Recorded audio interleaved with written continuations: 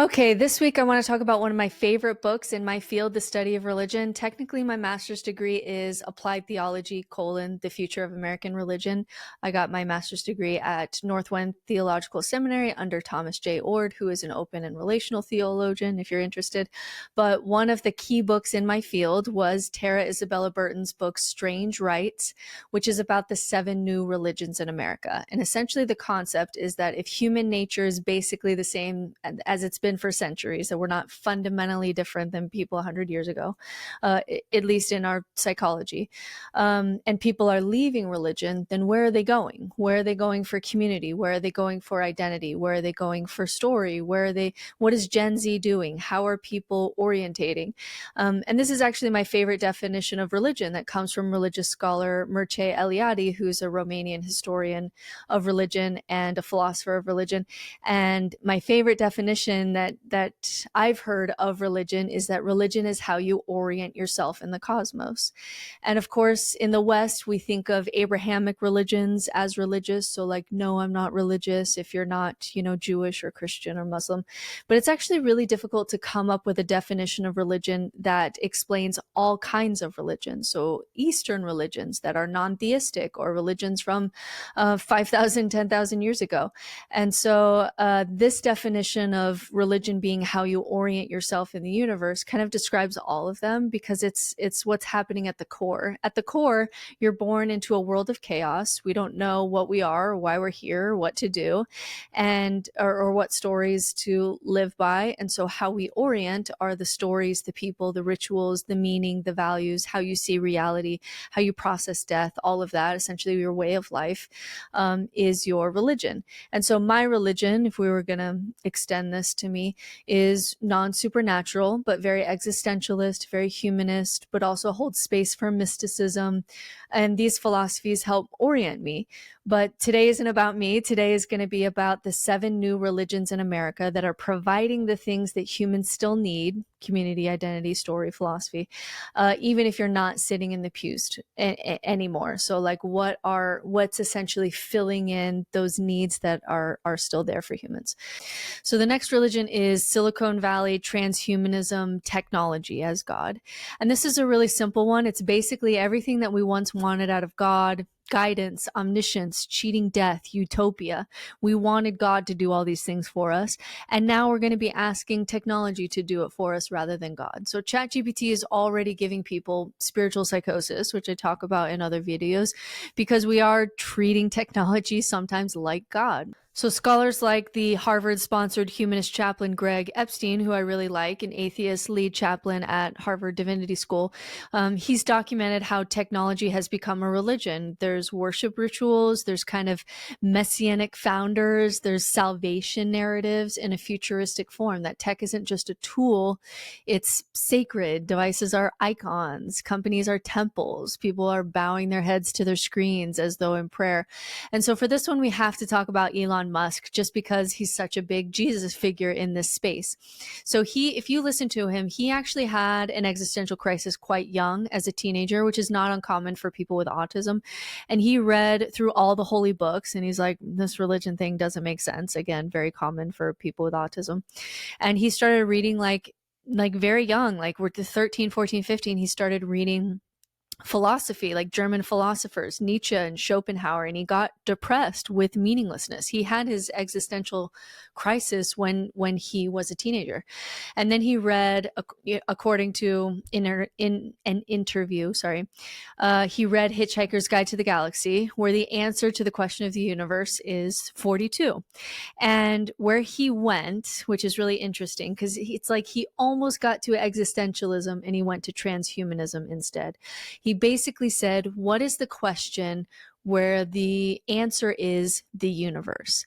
We don't know what that is. And we need to become an interplanetary species in order to stay alive long enough to understand the central question reality where the answer is the universe.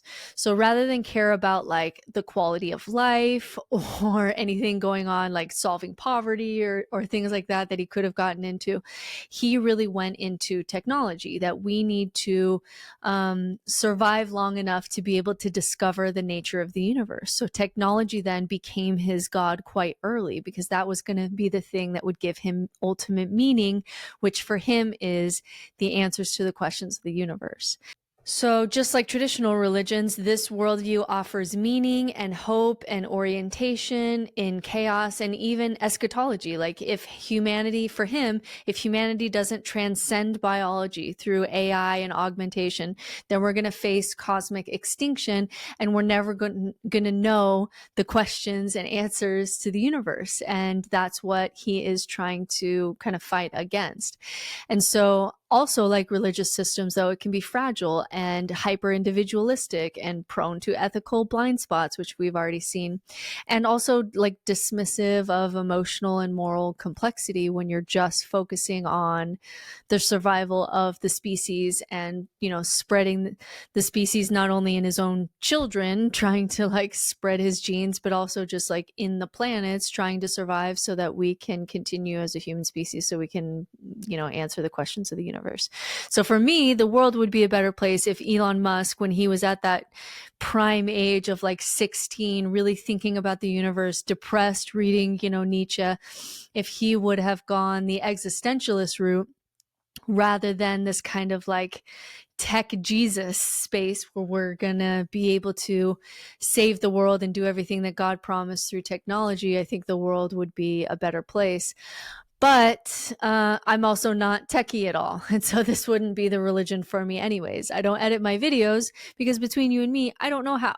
So someone commented on my YouTube, I really like how you don't cut all your pauses and things like that. And it's like, it's not because I'm trying to be like more authentic or I have any specific plan. It's just because I really don't know how. I just come on here and talk for a while. But it is interesting to watch our dependence on AI grow. I don't know where that's going to go. I listen to podcasts about it, but it is definitely a new religion that we are turning to kind of save us from ourselves, to cheat death, to create utopia, to transcend what evolution created us to be. We used to turn to God for all those things, and now we're turning to technology to do that for us. And when we talk about Silicon Valley and kind of the environment that's growing around tech companies and what they're doing, we're definitely seeing a religious aspect to that kind of transhumanist space and that technology space. All right, religion number 4, let's talk about the occult. So not like, summoning demons, but just this modern resurgence of astrology, tarot, crystals, spellcasting, and witchcraft that has exploded in recent years, especially during COVID, and especially among young women and queer communities.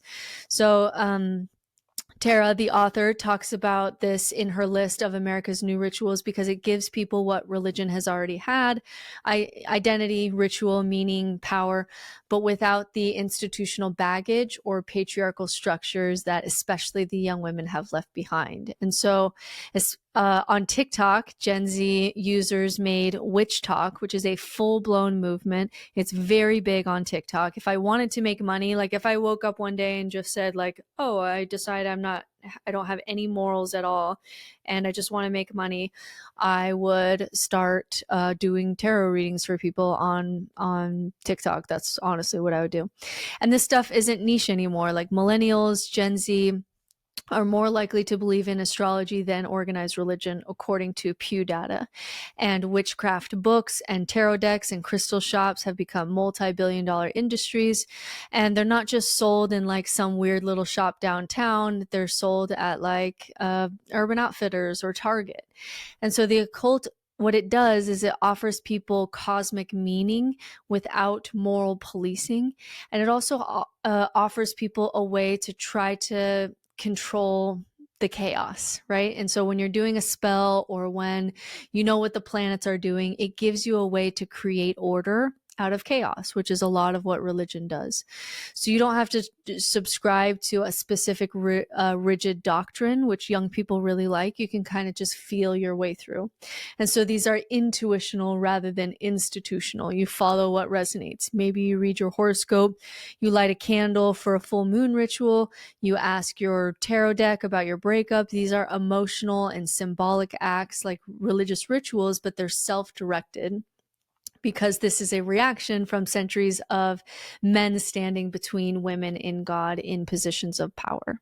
And these practices are often about healing and empowerment, and they're for people who have been burned by traditional religion. So this is going to be especially women, queer folks, and survivors of trauma. And so the occult is not just like a cute little hobby. It's like a spiritual reclamation. There's especially a lot of feminist spirituality in this, where you're reclaiming things like intuition and spirituality and things that we've called feminine forms of spirituality. And so rituals like around the moon and herbalism and spell work provide grounding and community and connection, especially connection to women historically, and then agency. And it's often deeply political too. So it's anti-patriarchal, it's anti-capitalist, it's rooted in these ancient wisdom traditions that Christianity often tried to erase. And so I'll see on WitchTok things like, connections to Celtic goddesses. It's a return to the goddess, to feminine energy, to intuitive wisdom. And these are spiritual values that are very powerful, that have been lost, especially when we talk about the patriarchal religions in the West. So I have to say, which may surprise people, because of course I try to be no nonsense spirituality, but I have to say I have a soft spot for the witches. There's a blind spot here for sure. There's a shadow side. I talk about it a lot on TikTok, where WitchTok is very popular. I talk about how much spiritual bypassing is going on. There's very little regulation. The occult is now like a consumer market. People can spend thousands chasing meaning or chasing manifesting through crystals and moon subscription boxes and influencer-led magic workshops. And there's lots of pseudoscience that gets smuggled in, like a lot. And so you can find TikToks claiming Mercury retrograde is causing your depression, or rose quartz can cure trauma. And the desire for meaning and control is real, but it can be really exploited. And there's just a lot of spiritual bypassing in this world, where it's like, high vibes and alignment bullshit, when real spirituality should help you to see and integrate the parts of you that you don't want to see, or the feelings that you don't want to feel. It should be hard sometimes, but we don't get that from like the high vibe, everything in alignment kind of people. And so I'm really critical of like how much bullshit goes on in New Age spirituality, where it's just the same old spiritual bypassing with a new package. But the reason that I have a soft spot for this space is because it's been so long where it's been obedience over intuition, the masculine over the feminine, the literal over the symbolic, obedience over individuation. And so I'm glad that this reaction is happening to patriarchal religion. I love seeing young women especially claim their power in a way that I never knew was possible. And so like, maybe, yes, it can be immature and there can be a lot of pseudoscience, and there's problems when there's no organization, because people get lost in their own intuition. Intuition isn't perfect. It just needs to be one thing at the table. But when you kind of start treating intuition like it's perfect and you don't have checks and balances, then you just get lost in, whatever beliefs resonate with you at the time. But the thing is, this world isn't particularly violent or dangerous compared to fundamentalist, patriarchal religion. So even though I truly think astrology is bonkers when it comes to its truth claims, like its base level truth claims, I just think we have tried so many times. We have so many studies that we have meta studies that show that the planets have no effect on human life and human personality. And don't bring up like we're made out of water and the moon moves water. Like, you always get that argument. Like, yeah, the moon can affect large bodies of water that are not inside your body. That is quite different than claiming that planets can affect human personality and your ability to remember your keys and things like that.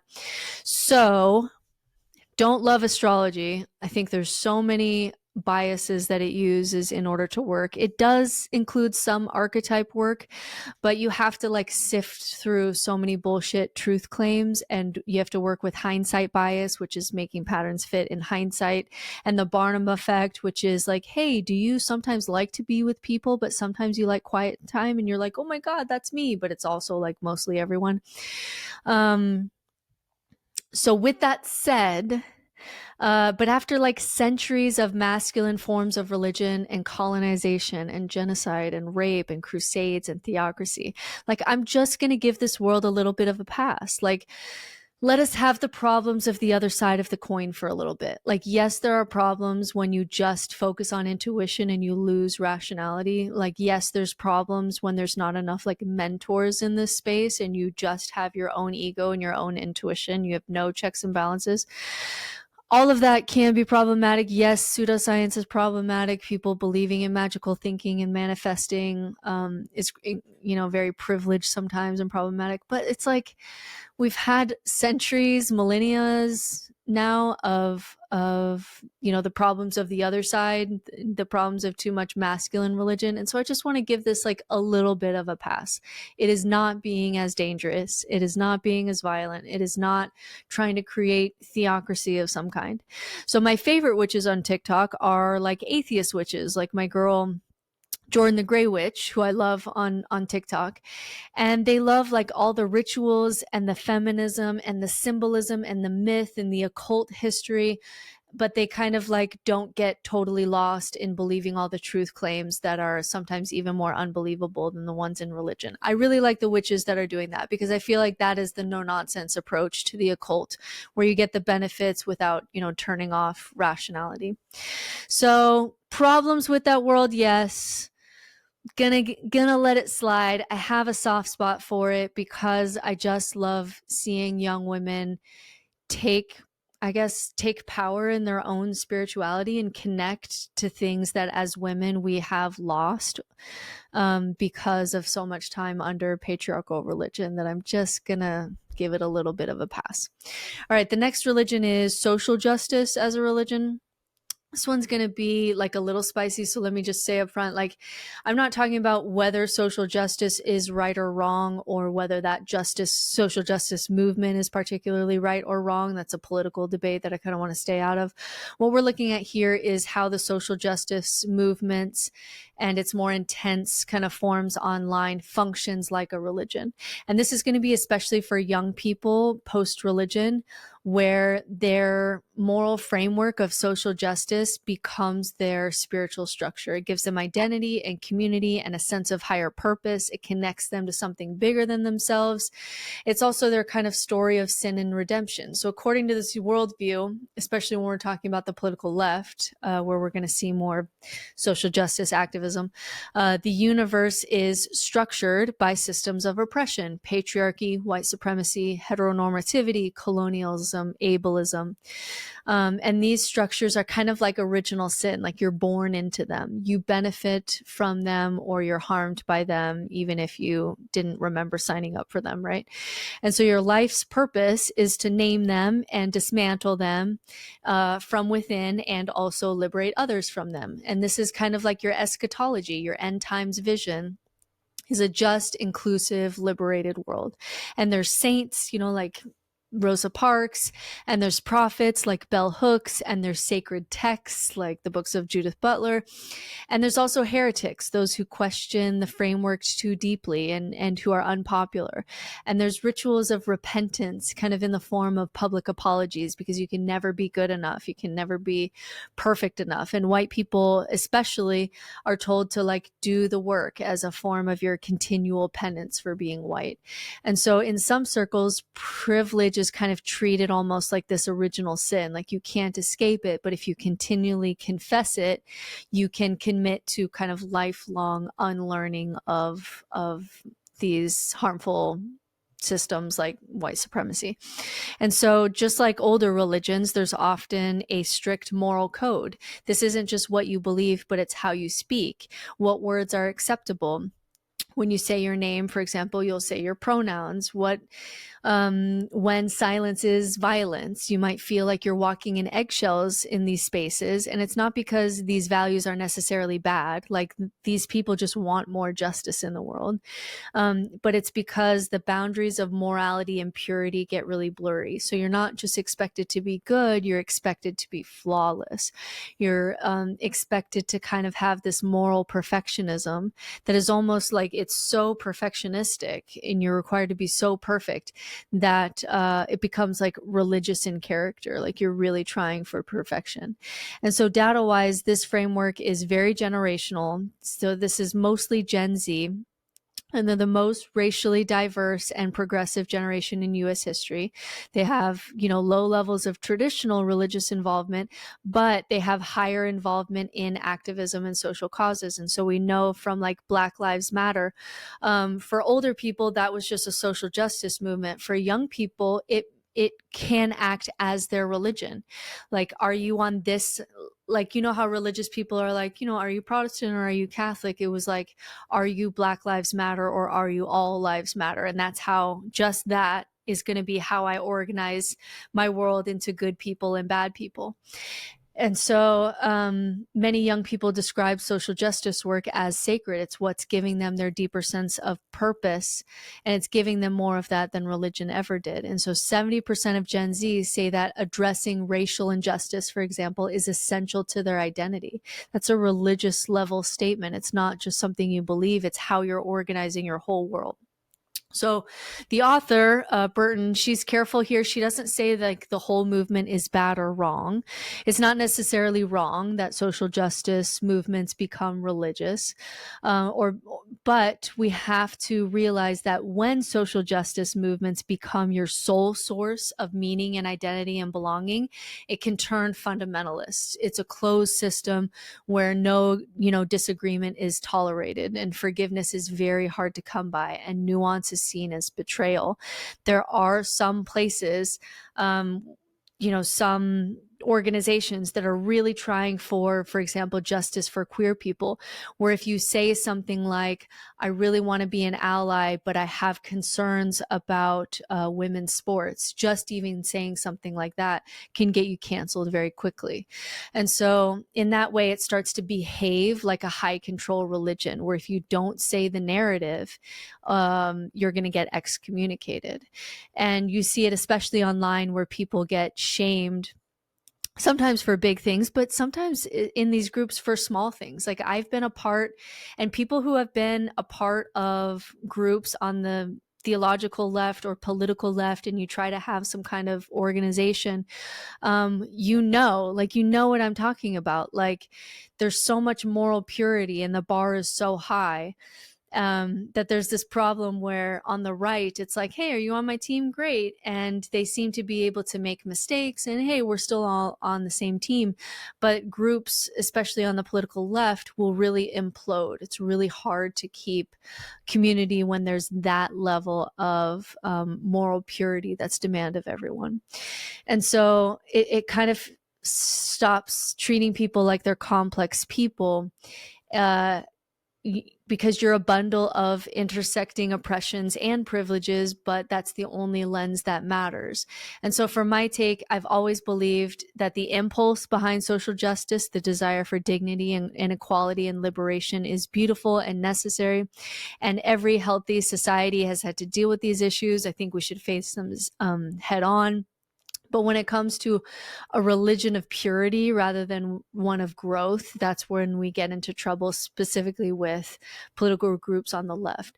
So when someone says, if you disagree with me, you're fundamentally a bad person, or when people are afraid to speak or ask questions or evolve their views, that's not a culture of transformation. It's a culture of fear.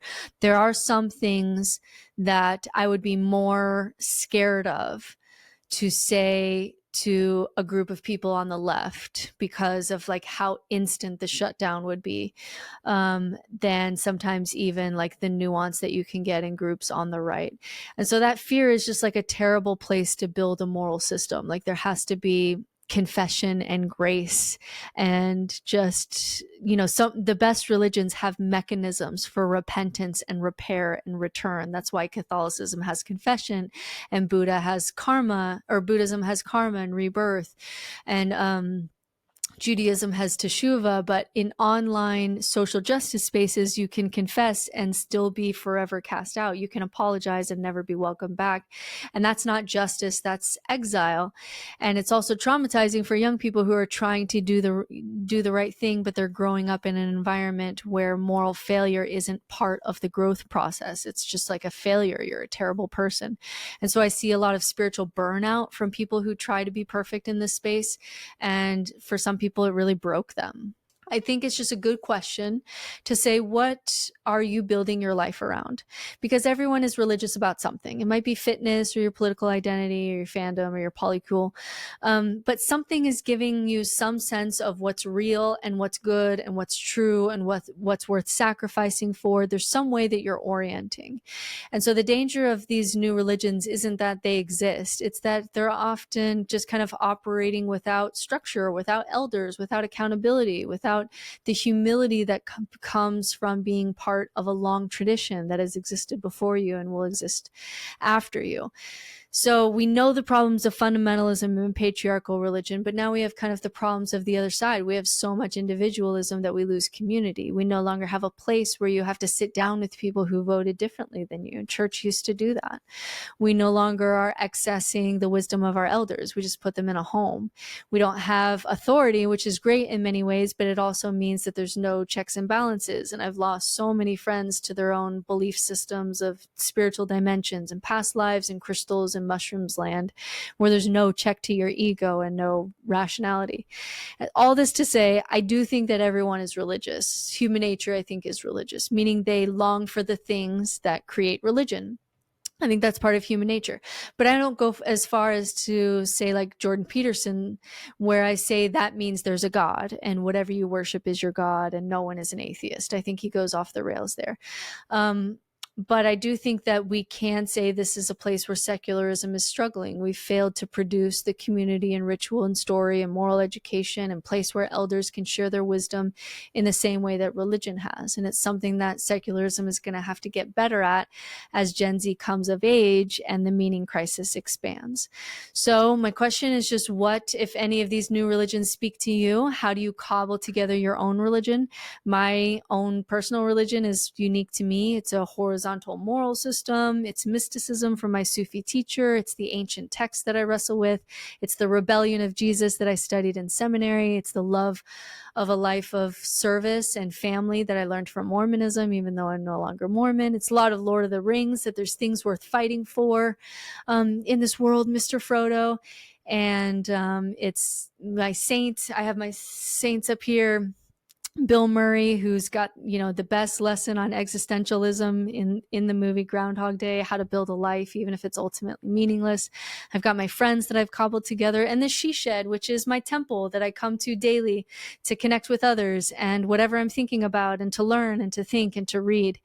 And so it's a good exercise to actually describe, if we were to accept for a moment that humans are religious by nature and in need of orienting, could you describe your orientation? What are the rituals, people, stories, and values that dictate your life? Let me know in the comments.